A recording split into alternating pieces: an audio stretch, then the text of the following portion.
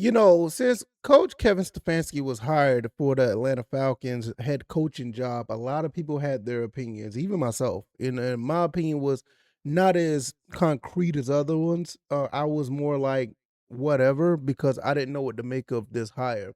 A lot of people were, kind of upset of the whole situation, how he handled Shador in Cleveland. A lot of people just think he's a flat out loser.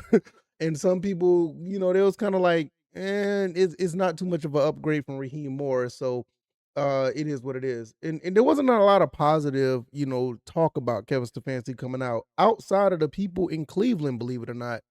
But that just goes to show you the culture in Cleveland, right? I mean, anything that you have that are double digit wins out of Cleveland, you're gonna get some type of praise. I mean, he had double digit wins 2 times when he was there, and that's a lot for people in Cleveland. For us, we may not think that anything outside of a super duper home run hire is not enough. I mean, that's just how Atlanta Falcons fans are.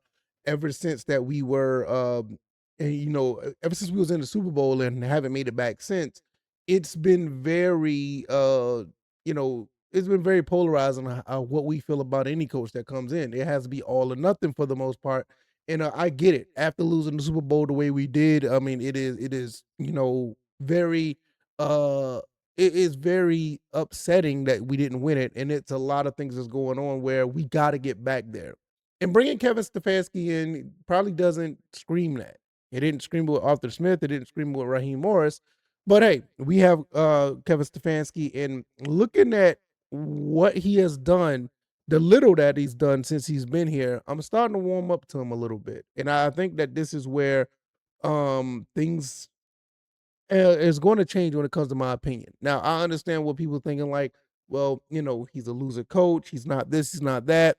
And you just got to understand, man, I mean, let's be honest, his first gig was in Cleveland, and he had 5 years in Cleveland, and he was, coach of the year 2 of those seasons, and one of those, well, I'll say at least 2 of those seasons that he didn't get double digit wins. I mean, it was like 8 and 9 and something like that. It was somewhere around there, but even though the last 2 seasons didn't go the way it was, I still think like, yo, it's Cleveland. Like, who wins in Cleveland? But when I look at the interviews that he's done and all the things that has been going on with Kevin Stefanski, I'm starting to really open up and be warming up to him being his head coach. I looked at this interview he did with Dan Patrick, and I highly recommend you go look at it. This is one of the few interviews he did that was nationwide interviews, and that's the type of stuff I kind of lean my hat on because doing an interview with Atlanta Falcons media or doing it with local media, you tend to say the things that you gotta say, right? But when you look at the national media, you start to get more of who he is. Not saying that he wasn't who he was with the local media, but when you get on the national stage, it is a little bit of of nuance in what you say and what you have to say. And it just seems like he's a genuine guy. It just seems like he's a guy that really wants to coach and want to be successful. I didn't get any I ain't gonna say fraudulent. I didn't get any weird vibes like, okay, he's just doing some coach speak, or he's just saying this to make it sound good, or he's just saying this because that's the cliche of what coaches say. He genuinely seems like he has his own philosophy on doing things and he wants to do things a certain way where it could possibly be successful. So I think with Kevin Stefanski, we are in a really good spot to do some great things. I mean, I don't think that we're going to be anywhere near the level that Cleveland was last year. I mean, they were like 4 and 5 wins. I don't see the Atlanta Falcons doing that, but I also see that the Falcons getting at least, you know, and I'm gonna be honest with you guys. I still see us getting anywhere between 9, 8, maybe 11 wins. I mean, that's just the way I feel about it because I don't see Stefanski really taking us that high over the top, but I do see us getting a little bit better than what we was at Raheem Morris and Terry Fontenot as coach and GM. Now we just brought in Ian Cunningham, and with that type of pedigree of what that guy has done, winning a Super Bowl with Baltimore, winning the Super Bowl with the Eagles, doing some great things with Chicago with the talent that they brought in. we already have really good talent here. We were you can make the case that we're in a better position with Ian Cunningham and Kevin Stefanski coming in now than where the Ravens were at the time when Cunningham was there, or even with the Eagles were when Cunningham came in. I mean, the Eagles were always a solid team, but look at the team that they put together in that Super Bowl run. I mean, that was ridiculous. You know what I mean? And and we have a team that is just as good. You have to understand this team with Raheem Morris and Terry Fontenot, we were in games with elite teams that are in the playoffs. I mean, we were right there with. I mean, we beat Buffalo. We were right there. Well, I don't think the Colts made the playoffs, but we was right there with the Colts. We was right there with the Super Bowl AFC representative, the Patriots. We beat the Rams. You know what I'm saying? So this team has everything in place to do it. Even when we're not talking about Kyle Pitts or Tyler Algier, we have everything in place to do what we have to do to go far, even with the division of the NFC South. So I'm looking at Kevin Stefanski, and I think that this guy can do some great things. I really think, but I just don't think that it's going to be uh a 14-3, a 13-4 type of greatness. I do believe that the ceiling, just for this season coming up, I think the ceiling for Kevin Stefanski and the Ian Cunningham, Matt Ryan led, uh, I'm about to say Georgia Southern. I'm sorry, the Atlanta Falcons. I think this team could win 11 games and be very dangerous in the playoffs.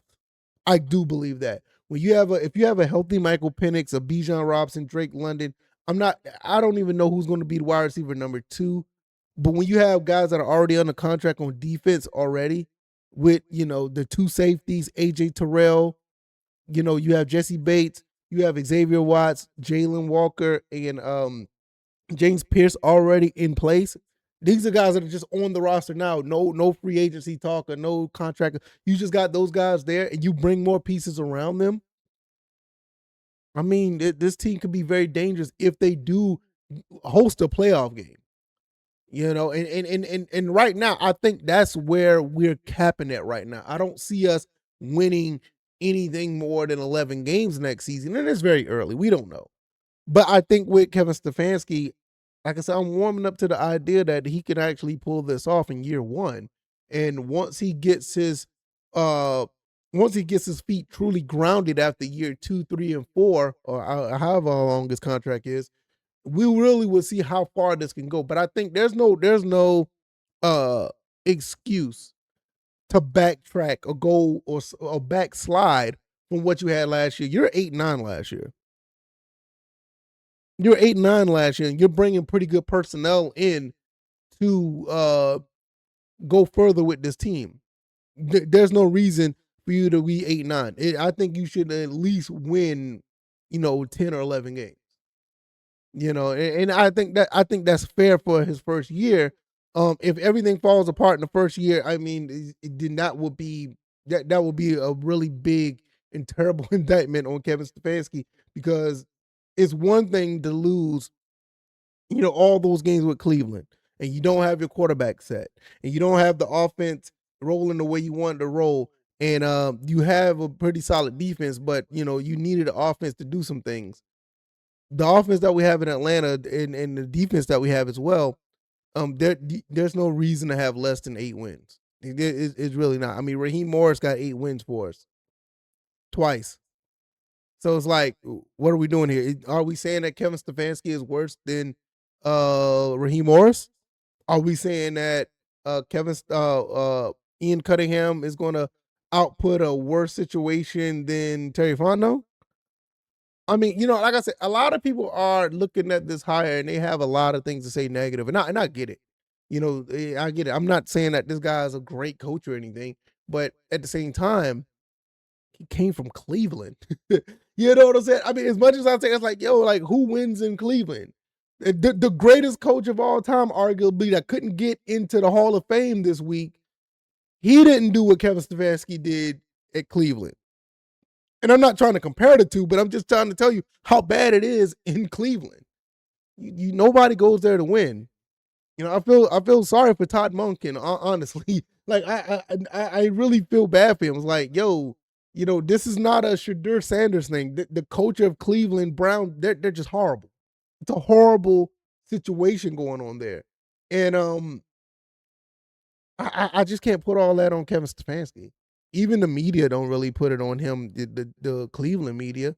But hey, if you haven't listened to this interview, I think this is an interview that's pretty interesting because it's like with him, he doesn't. It kind of reminded me of the press conference when he introduced himself. He did not say anything that made you raise your eyebrows. Even people like with the Tommy Reese situation, people are raising their eyebrows because offensive coordinator, right? I mean, we saw what happened with the last offensive coordinator. People are kind of skeptical about that, and I get it, but the man stood on business when it came to football, and that's all that he's done. He didn't try to be impressive. He didn't try to win over anybody. He just, hey, look, man, we're coming to work, and that's it. And that's basically kind of what he did with this interview with Dan Patrick. I just want to work. And that makes me want to be more positive when it comes to Kevin Stefanski, more negative, because that's all you can ask for out of your coach is a guy to be there that want to put in the work. There's no cliches. There's no slick talk. There's no one-liners. Bro he just want to coach football. And that's one of the first steps, in my opinion, to be successful. To coach and be a guy that wants to coach and be successful while doing it. Anybody could say things that make you feel good or whatever the case may be, and they could say things to get you all riled up and make you want to be positive from the things that they say. But I'm being positive with him because the way he's approaching it. He's approaching it like he's focused. He want to get it done. And like I said, at the end of the day, that's all you can ask from a coach. There's not much else. So let me know what you guys think.